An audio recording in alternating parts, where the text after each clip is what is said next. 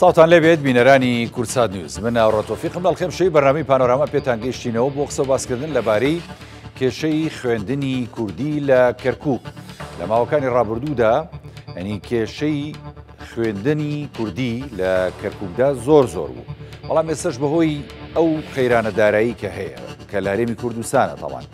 و بەهۆی دواکەوتنی موچەی موچەخۆران و مامۆسایانی هەرێمی کوردستان تەڵان خوێندنی کوردیش لەسەر هەرێمی کوردستانە لە ڕووی موچە و لە ڕووی ئیداریەوە ئەم کێشەیە هەوڵێکی زۆردرا لە ماوەکانی ڕابردوو چارەسەر بکرێت بە هەوڵی یەکێتی نیشتیمانی کوردستان بە هەوڵی پارێزگاری ئێستەی کەرکووک دکتۆر ڕێبوارتەها بە هەوڵی ئەندامانی فراکسیۆنی یەکێتی نیشتیمانی کوردستان لە ئەنجومەنی نوێنەران کە یعنی هەوڵەکە ئەوە بوو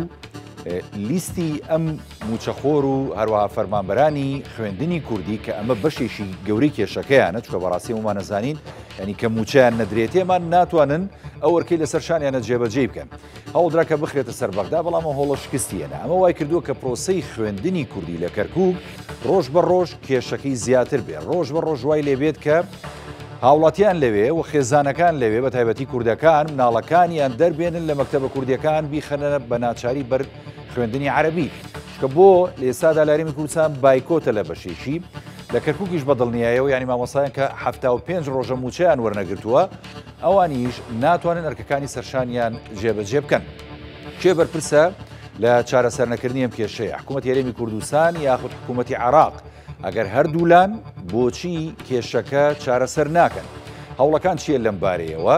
ئەم شە گفتوگۆکەین لەسەر ئەم بابەتە بە میوانداری بەڕێز خاتو پەروین فاتح ئەندامی ئەنجومەنی پارێزگای کەرکووک کە بە سوپاسەوە لە ستۆدیۆکانمان لە شاری کەرکووک میوانە بەخێربەی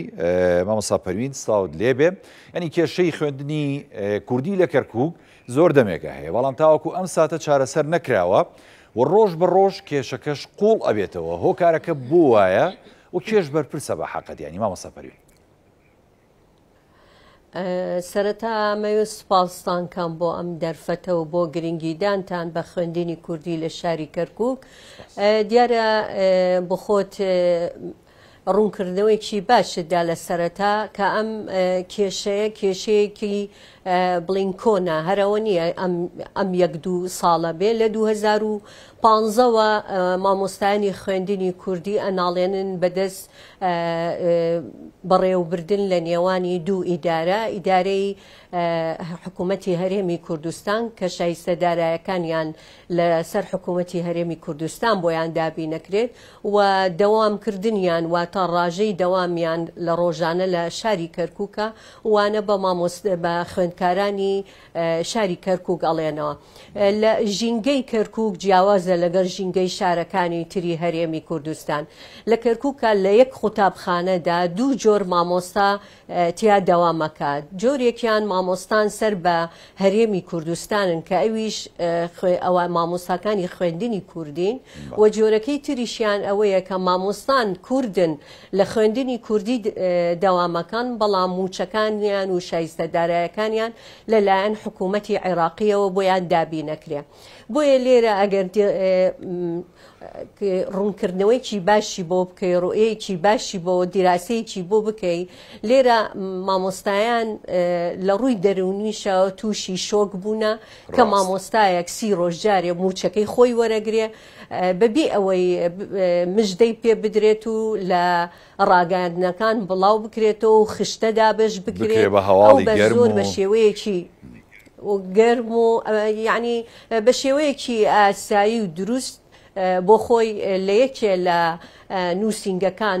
مەکتەبی سرفەکانی کە لە گەڕەکەکەی خۆیەتی ئێوارە بۆ پیاسەیەکی ناو گەڕەکەکەی ئەڕوات و لەوێشەوە ئەچێ موچەکەی وەرەگرێ لە ڕێگەی ماستەر کارت ئەمە خۆی بۆ خۆی لە ڕووی دەرونیەوە زۆر عەزیەتی مامۆستایانی خوێندنی کوردی ئەدات کە ئەوان 75 ڕۆژە لە ئێستایە 75 ڕۆژە موچەیان وەرنەگرتووە هەوڵەکانی یەکێتی نیشتیمانی کوردستان هەل لە سەرەتا بابەتای ئەم خوێندنی کوردیەکە دروست بووە تا ئەمڕۆ کە لە دوای دۆخەکانی ئەم دواییە کە حکوومەتەکەی بەڕێز محەممەد شەیاع سوودانی دروست بوو یەکێک لە پرۆگرامەکانی یەکێتی نیشتیمانی کوردستان ئەوە بوو کە مامۆستایانی ناوچە دابراوەکان تەنها کەرکووک نییە خانەقینە بەشێک لە دیالێ بەشێک لە مەخمور و شنگالە ئەمانە هەر هەمویان زیاتر لە 13,000 مامۆستان کە بڕەپارەکەیان تەنها 17 ملیار دینارە کە ئەمە مافێکی ڕەوای خۆیانە هەر تاکێکی هەر کۆمەڵگایە لەکوێ دەوام بکە لەکوێ نیشتەجێ بێ دەبێ موچە و شایستە دارایەکانی لەسەر ئەو شوێنە بێ کە تێدا نیشتەجێ بەڵام بەداخەوە هەموو بودجەکەیان 7 ملیار دینارە هی مامۆستایان و فەرمانبەرانی خوێندنی کوردی لە کەرکووک ئێمە تەنها 6 ملیار دینارە کەرکووک ئەمەی کە من باسیەکەمە بەڵێ ئەمەی کە من باسیەکە ئەمە غەدرە بە حەقەت کە ناخرێتە سەر بەغدا من لێرە لەبەرەوەی کە باسی یەکەم سەرجەم ناوچە دابڕاوەکان باسەکەم لەبەرەوەی ئەو کێشانەی کە مامۆستای خوێندنی کوردی هەیەی کە من بۆ خۆم تاکێک بووم لە خوێندنی کوردی بەڕێوبەری یەکەی سەرپەرشتیاری خوێندنی کوردی بووم پێشەوەی کە ببم بە ئەندامی ئەنجومەنی پارێزگا لە شارەکە معانەتی ئەم مامۆستایانە ئەزانم چەند لە زروفێکی ناخۆش گوزەرەکەن ئەزانم کە هەر یەکێکیان زیاتر لە 20 ساڵ خزمەتی هەیە و هەموو هەر منداڵێکی لە کولیەیە و هەر مناڵێکی لە شوێنێک دەوامەکە چەند پێویستی بەوەیە کە پێداویستیەکانی مناڵەکەی خۆی دابین بکات بۆیە ئەمەی کە من ئەیبینم کەم تەرخەمیەکی ئێکجار گەورەیە حکوومەتی هەرێمی کوردستان بەرامبەر بە مامۆستایانی خوێندنی کوردی لە ناوچە دابراوەکان و بە تایبەتی بەرامبەر بە مامۆستایانی کەرکووکیەکە چونکە مامۆستای کەرکووک زۆر تەسحی داوە تەسەور کە چەند جار لە هەرێمی کوردستان بایکۆت بکرێ مامۆستایانی خوێندنی کوردی بایکۆتیان نەکردووە بەردەوام بوونە چەند دۆخینە هەموار و شەڕی داعش و دەردەستەری و مەینەتی بەسەر خوێندنی کوردی و بەسەر ئەم شارەیە هاتووە سەری نەویان دانەگرت بۆ موچە و بەردەوام بەرزیان بڵێ سەری بەرزیاندانە نوان بۆ موچە بەردەوام کاری خۆیان جێبەجێ کرد زۆر بە دڵسۆزی و لە 4 قوتابخانەوە لە ئێستاە 550 قوتابخانەیان هەیە بۆیە حکوومەتی هەرێمی کوردستان من بە کەمتەر خەمەزانم ڕەنگە بڵێن بۆ لەبەرچی لەبەرەوەی کاتێک کە من بۆ خۆم تاکێک بووم وەکو ئەوان لە خوێندنی کوردی چەند هەوڵماندا لە ڕێگەی تشکیلکردنی حکوومەتەکەی سوودانی کە یەکێ لە فەقەرەکان ئەوە بوو گواستنەوەی موچەی مامۆستایانی خوێندنی کوردی لە هەرێمی کوردستانەوە بۆ سەر حکوومەتی فیدرال کە ئەمە یەکێک بوو لە پرۆگرامی بەرنمەکەی حکوومەتی سوودانی بەداخەوە تا ئەوەندەی هەموو لیجنەکان تشکیل کرا لیجنەیەک هات سەردانی کەرکووکی کرد داوای دۆسیەکانی تاک بە تاکی مامۆستایانی خوێندنی کوردی کرد لیجنەکە تا ئەوەندەی 3 جا سەردانی کەرکووکیان کرد دواتر 3 کەڕە وەفدەکە سەردانی حکوومەتی وەزارەتی پەروەردەی حکوومەتی هەرێمی کوردستانی کرد بەڵام بەداخەوە ئەوان دیسانەوە گرفتیان بۆ ئەم مامۆستانە دروست کرد و بۆی گواستنەوەیان بۆ ناکرێت ئەمەش جارێکی کە ئێمە چەند جاری تر سەردانی حکوومەتی فیدراڵمان کردووە وەزارەتی پەروەردە وەزارەتی دارایی ئەوان زۆر بە سەراحەت پێمان ئەڵێن زۆر بە ڕاشکاوی ئەڵێن ئێمە هیچ کێشەیەکمان نییە بە مەرجێک هەر مامۆستایەک بە شایستە دارایەکانی خۆی بە پلە وەزیفەکەی خۆی بە فی وەزیفەکەی خۆی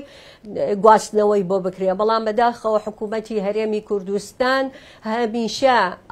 ئەڵێ من مانیعەتم نییە نەقڵ بن با گواستنەوەیان بۆ بکرێ بەڵام بەبێ شایستەی دارایی لە کام قانونە لە کام یاسایە لە کام وڵاتە شتی وا هەیە دووجا بوجە و میزانیە بۆ یەک مامۆستا تەرخان بکرێ حکوومەتی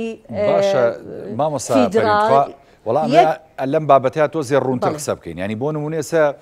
جەناب داماژەی پێیەکی کە بەغدا هیچ لاری لا نییە لەسەر ئەوەی کە ئەم مامۆستانە بگوێزرێن و سەر بەغدا تا ئەم ساتی کێمە گفتوگۆکەین بەڵام هەمومان نەزانین و بە قسەکاری بەڕێستا بێنی گرفتە گەورەکە هەرێمی کوردستانە کە کێشە دروستەکە بەڵام کە کێشە دروستەکە ئەوە نییە ئەڵێ لاریمان لێی نییە بەڵام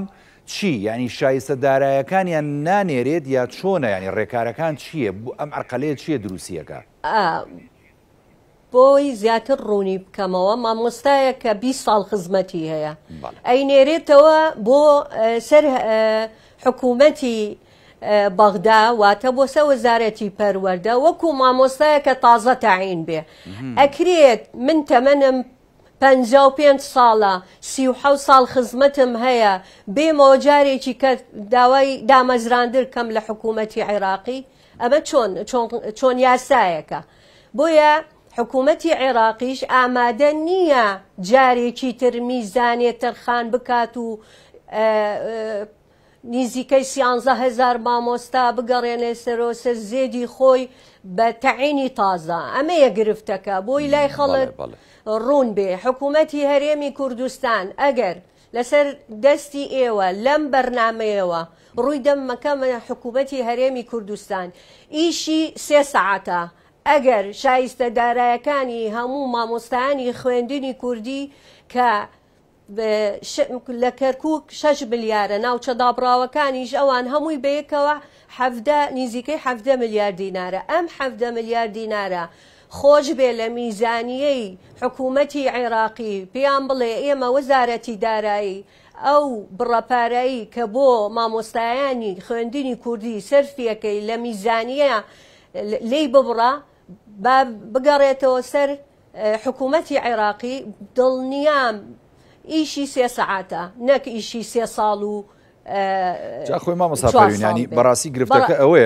گرفتەکە ئەوەیەوە تا هەرێمی کوردستان موچەخۆر و فەرمانبەرەکان و مامۆستاکانی ینی ئەناڵێنن بەدەستەوەی کە پارەکە لە بەغداشەوە هاتووە و پارەیەکی زیایی دیکەش هاتووە هێشتا موچەی مانگی دایان بەسەرا دابەش ناکە بەڕاستیانی کارەساتە بینی لە شارێکی وەکو سلەیمانیا ینی زۆربەی دام و دەستگاکان پەشی کەوتووە خوێندن وەستاوە بە حەقەت ینی هەر ئەم ئێوارەیە بچوویتایەتە سەر شەقامەکانی سلەیمانی پۆلیسی هاتوچۆ مروریتیان نەبوو ینی خەڵک لە دڵسۆزی خۆیەوە چوو بۆ ناو فولکەکان وەستا بوو سیارەکانی ئەملاولای ینی سایدەکانی بەڕێیەکرد بە حەقەت ئەمەیە وەڵامدانەوەی حکوومەتی هەرێمی کوردستان و کاربەڕێکرد بۆ ئەم بابەتە ئێستا ئەوە ینی چاوەڕێی ئەوەن کە حکوومەتی هەرێمی کوردستان ئەم کێشەیەوە بە ئاسانی چارەسەر بکە یاخود نەخێریەوە پێویستە وەکو ئەندامانی ئەنجومەنی پارێزگای کەرکووک وەکو یەکێتی لەوێ هەوڵەکانتان بە ئاراستەی بەغدا بێ بە حەقەت ئێمە بە ئاراستەی بەغدایە و پارێزگاری کەرکووک 3 نووسراوی کردووە بۆ 3 جێگای جیاجیان یەکێ لە نووسراوەکانی تەوجیهە بۆ وەزارەتی پەروەردە نووسراوێکی کەی کردووە بۆ وەزارەتی دارایی نووسراوێکی کردووە بۆ بەڕێزسوودانی مەجلیسی وزەراکی ئێمە وەکو ئەندامانی ئەنجومەن و بە تایبەتی بەندەی مخلیستان کە سەرۆکی لیژنەی پەروەردە و فێرکردن لە پارێزگای کەرکووک زۆر بە دوای ئەم بابەتەوەین و بەردەوام ئێمە لەسەر خەتین بەڵام جەنابەت باسی ئەوەکەی کە تا ئێستا بۆ سلێمانی پارە ناتووە من ئەزایی بەلامەوە سەیرە هەر ئەو پارەیە کە بۆ مامۆستایانی سەر بە بەغا دێت هەموو مانگیەک ئەگات بۆ یعنی من نازام ئەمە بوو بە دیاردە بەڕاستی یعنی بۆچی ئەگاتە هەرێمی کوردستان کێشە دروستە بێ بۆچی ئەگاتە هەرێمی کوردستان کۆمپیوتەرەکانیش ناکەن بۆچی ئەگاتە هەرێمی کوردستان ئەوانەڵەن کۆمپیوتەرەکانی بەغایش ناکە ئەوانەڵەن کۆمپیوتەرەکانی بەغا کۆنە سیدیەکانی ئەمەی نەخوێنەوە وەڵام من ڕەنگە سیدیەکانی ئەوان ئەوەندە کۆن بێ بۆیە نەخوێندراوەتەوە لە کۆمپیوتەرەکانی حکوومەتی عێراقی یعنی من ئەمەوێت شتێک یعنی وازەح بێ یعنی بەلامەوە سەیرە هەم لە ئێستا کە موچەیەکەدان هیچ کێشەیەک نییە کە ئەگاتەوە نزیکی ئەوەی موچەکەی تر بدەن کە سەری مانگە دیسانەوە دەست بەواکەن وەفدێکە ڕوا وەفدێک تێ وەفد کێ ڕۆیشتووە من ئەمەوێ بزانم بپرسم لێرەوە ئەمە یعنی داخە لە دڵم داخی لەبەرەوەی خوێندنی کوردی بە خوێن دروست کراوە لە کەرکووک ناکرێ حکوومەتی هەرێمی کوردستان ئەوەندە بەکەم سەیری ئەم خوێندنی کوردیە بکات بۆیە ئەم وتەیە ئاراستەی حکوومەتی هەرێمی کوردستانەکەم ئایا من وڵاتەکەم لە قەیرا نابێ، من تاکی وڵاتەکەم هاوارەتی ڕۆژانە لە جادە کەوتووە، ئەڵێ نان نییە بیخۆم، ئەڵێ مناڵەکەم ئۆتیزمێتی ناتوانم بی بەم چارەسەریکەم، ئەڵێ نەخۆشم هەیە، شەکرەی هەیە، دڵی هەیە. ئەو بەڕێزانە یەکێکیان وا لە بەحرێن پیاساکات و ئەوی تریشیان سەرۆکی هەرێم وا لە ئەمریکای. یعنی من تێناگەم ئێمە لە کاتێکا کە مام جەلال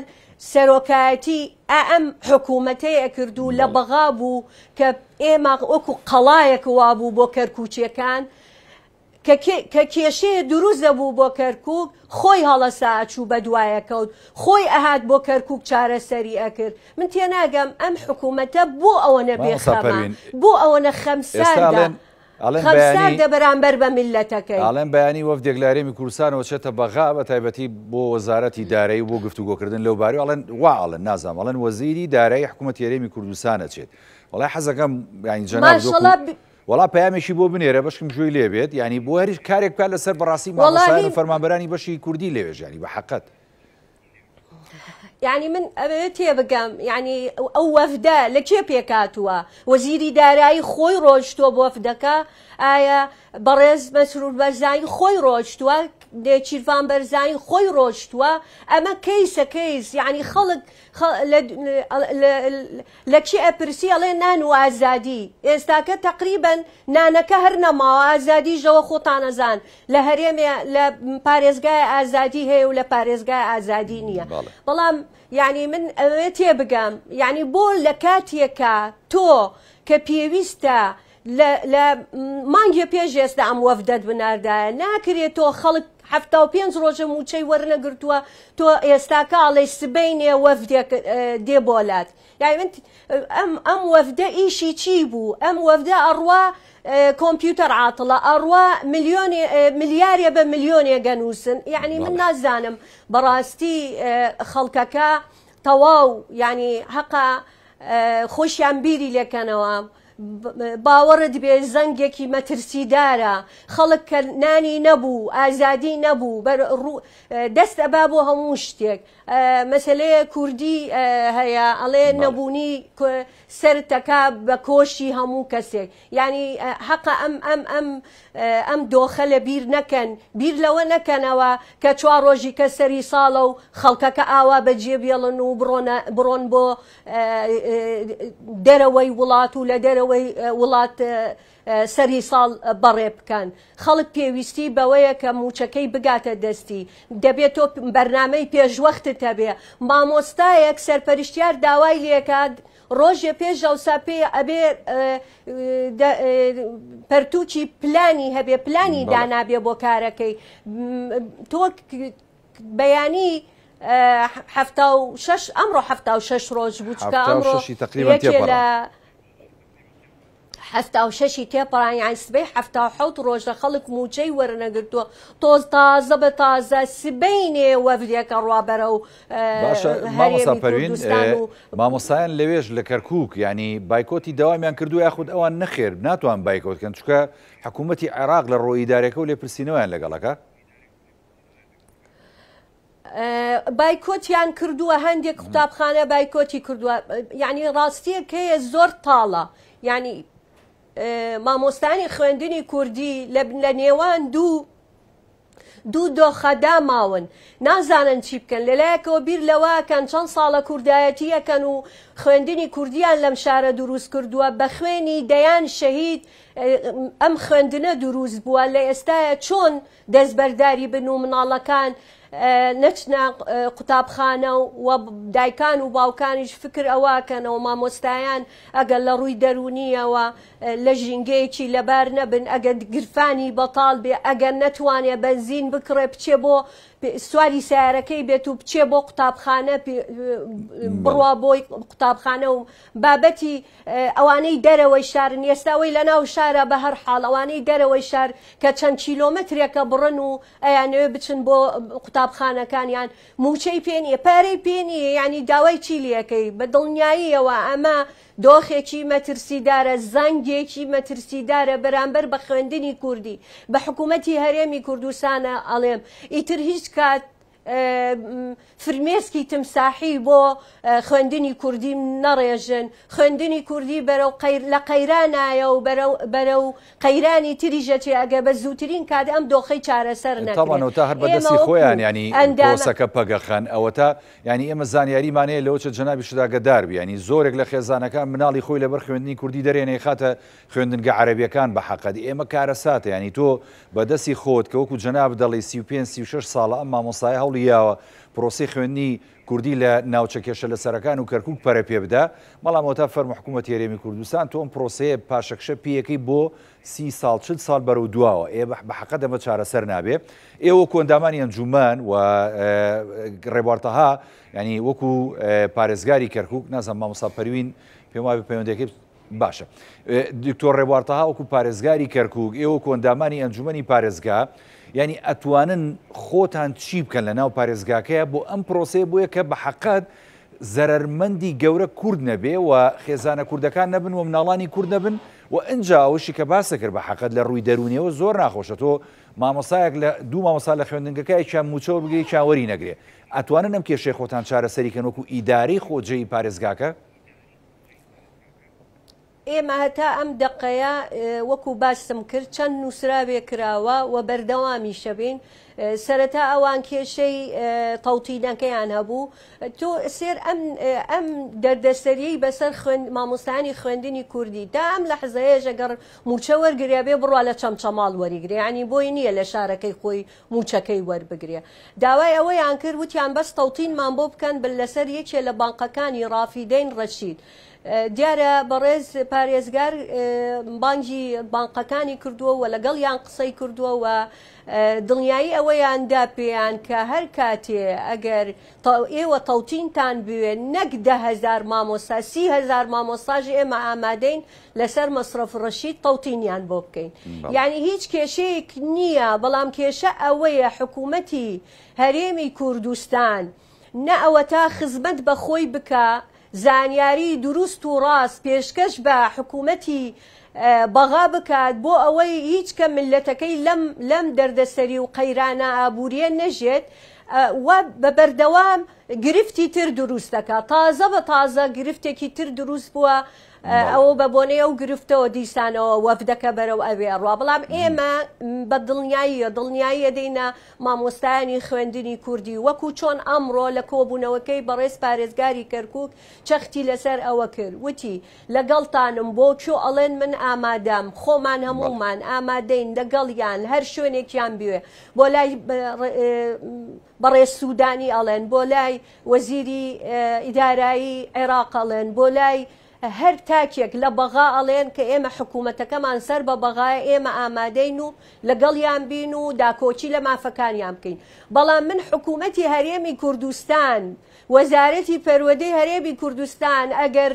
عرقەلەم بۆ دابنات و ئیعاز نەدا بە وەزارەتی دارایی بۆ ئەوەی موچە و شایستە دارایەکانیان لە ڕێگەی یەکێ لە بانقەکانی بەغا کە ڕافیدەین و ڕەشیدە کە ئەو ئیعازە نەدا من ینی چی بکەم لەم حاڵەتە کەواتە ئەمە دەستان بەسراوەیەوە بەڕاستی دەستان بەسراوە و ناتوانن کێشەی حەلکەن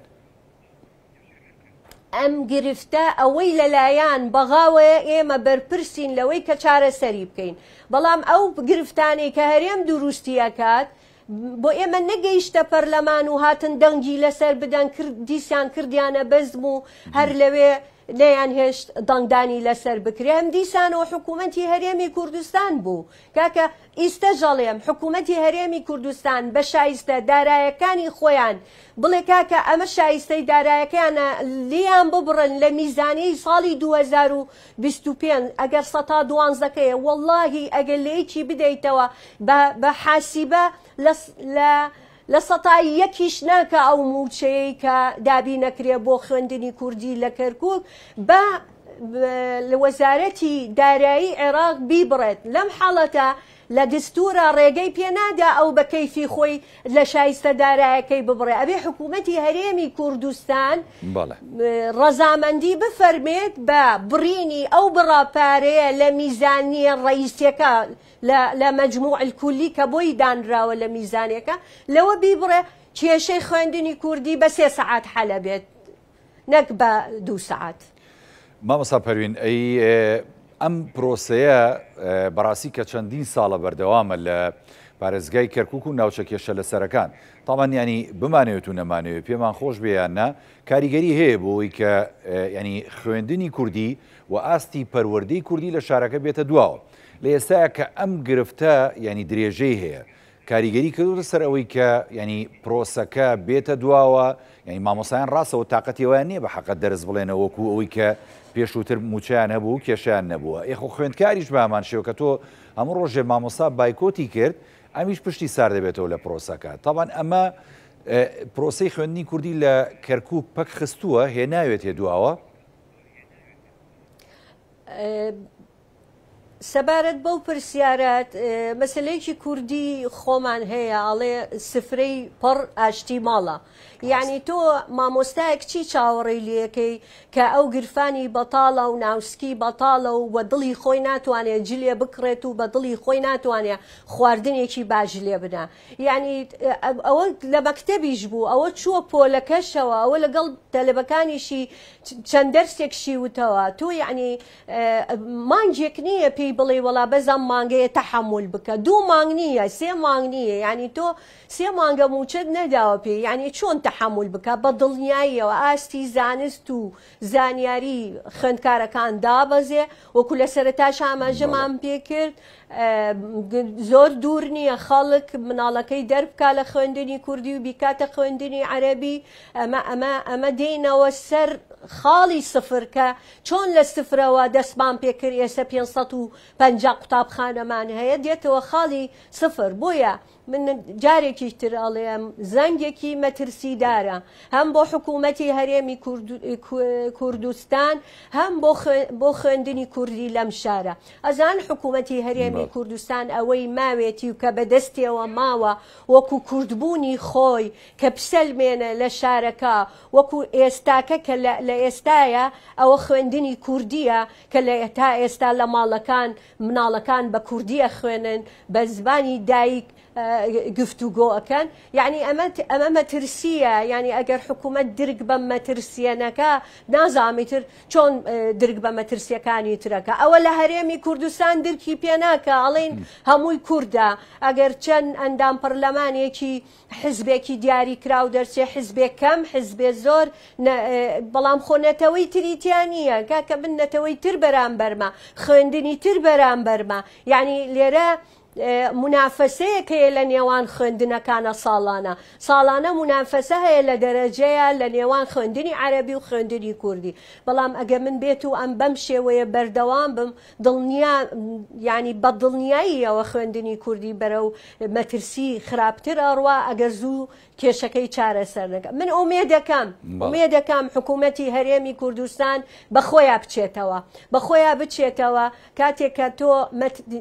کە وڵاتەکەت لەم قەیرانەیە ئەژی بیر لێ نەکردوێتەوە چۆن چارەسەری بکەیت یعنی ناکرێت تۆ داوا لە حکوومەتی عێراقەکەی ئەڵەی شایستەدارایەکانم وەکو خۆی بۆ بدێرێ تۆ ئیتیفاقیەکەیە هەموومانە زانین لەسەر ئاستی حکوومەتی هەرێمی کوردستان و حکوومەتی عێراقی ئەو داهاتی ناوخۆ ئەو کاکە هیچ شتێک بەرامبەر بە ئەو تەسلیم ناکە ئەشێوێ ئەم هەموو شتەکانی وەکو خۆی بداتێ کاکە خۆمە ئەمە میزانیەیە ئەمە دەوڵەتە ئەمە تۆ هەموو شتێکی خۆت یعنی بەڕاستی خەڵک گومانی هەیە خەڵک گومان لەوە کە ئاڵێ حکوومەت خۆی پارەی هەیە بە کادرە حیزبەکانی خۆیان پارە ئەدەن بەڵام بە مۆزەفی ئاسایی پارە نادەن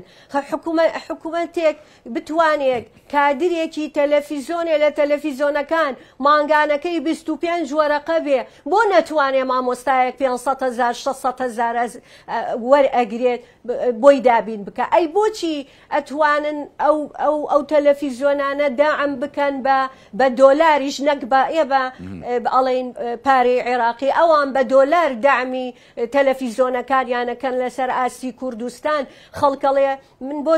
شادەم بۆ چیە چمە فڵان تەلەڤیزۆن نامەوێ ناوی تەلەڤیزۆن بێنم بەڵام چەنەها تەلەڤیزۆن لەسەر ئاستی زۆر بەرز زۆر کوالێتی پارەی چاکە دەن بە کەوادرەکانیان بەڵام بەداخەوە خۆشیان لە حکوومەتن و ناتوانن برژێوی ژیانی تاکی کۆمەڵگاکەیان وڵای کارەساتەکە ئەمەیە بەڕاستی کارەساتەکە ئەمەیە مامۆستا پەروین هیوادارین ینی ئەم بابەتە کە چەندە گرنگە ینی پرۆسەی پەروەردە و فێرکردن بە زمانی کوردی لە کۆش لە کەرکووک و ناوچە کێشە لە سەرەکان چەندە مادەی 140 بۆ کورد گرنگە چەندە پرۆسەی سەرژمێری کە بۆ کورد گرنگ بوو و شەڕی لەسەر کرد و کۆمەڵێک بە کۆدەنگی چوونە بەغدا لەوێ داواکاریەکانی کوردیان جێکردەوە هێندەش پرۆسەی پەروەردە و فێرکردن بە زمانی کوردی لە کەرکووک و ناوچە کێشە لە سەرەکان گرنگە یخۆ جەنابەت ڕاستە تەواوە ئەڵێ کە پرۆسەیەکی سیاسیە و ئەم بابەتە نەتەوەییە و ئێمە دەبێت داکۆچی لەسەر بکەین بەڵام ینی مەخابن کە حکوومەت هێرێمی کوردستان ئاوە بە خەمساردی بۆ ئەم بابەتە دەڕوانێ حەزەکەم دواپیامی مامۆستا پەروین فاتح لەم بارەیەوە بۆ سەرجەم بەرپرسانی باڵای هەرێمی کوردستان بە هەموو حیزبەکانەوە ئەنجا بەرپرسانی باڵای هەرێمیش لە بەغدا لە ئاسە باڵاکان فەرموو وەڵا من پەیامم ئەوەیە جارێکی کە داواکەم لە حکوومەتی هەرێمی کوردستان خوێندنی کوردی و پرۆسەی خوێندنی کوردی بە هەند وەربگرێ خوێندنی کوردی لە مەترسیایە یعنی شەڕکردن هەرەوە نییە تۆ بەرامبەر دوژمن بگریت و شەڕی تفەنگ بکەی ئەمە شەڕی قەڵەمە یعنی مامۆستایانی خوێندنی کوردی لە حاڵەتێکی زۆر زۆر مەترسیدارن پێویستیان بەوەیە حکوومەتی هەرێمی کوردستان بەپەلەی چی یعنی ئەوان تازە وەفدیان ناردووە وەڵاهی هیوادارم ئەم وەفد و وفودە کۆتایی پێبێت و موچەی خەڵکی کوردستان و خوێندنی کوردیش بە تایبەتی لە کەرکووک بە زووترین کات کێشەکەیان چارەسەرکەن بە حەقیقەت کاتێکەڵێن کەرکووک دڵی کوردستانە با ئەگەر دڵ نەمێنێ جەستا ئەوەستێ با ئەو دڵە تەطبیق بکەن چۆن لە ڕابردوو مام جەلال هەمیشە کەرکووکی بە قودسی کوردستان ناساند و هەر قودسەکە بوو لە لای تاکی کورد هەمیشە کە ئەگەڕایەوە ڕوحی شاد بێ لە بەغا جارێ سەرێکی لە قودسەکەی کەرکووکەدا بۆی کێشەکانمان چارەسەر با هەموومان چاو بکەین لە ڕێبازەکەی مام با هەموومان خزمەتی ملەتەکەمان بکەین بیپارێزین وەکو چاومان زۆر سپاس بۆ مامۆستا پەروین فاتح هەندامی ئەنجومەنی پارێزگای کەرکووک کە بە سوپاسەوە لە بەرنامەی پانۆراما لە سودەکانمان لە شاری کەرکووک میوانمان بوو بەڵێ بینەرانی بەڕێز ئەڵقەیەم شەوی پانۆراماتان پێشکەش کرا خواتان لەگەڵ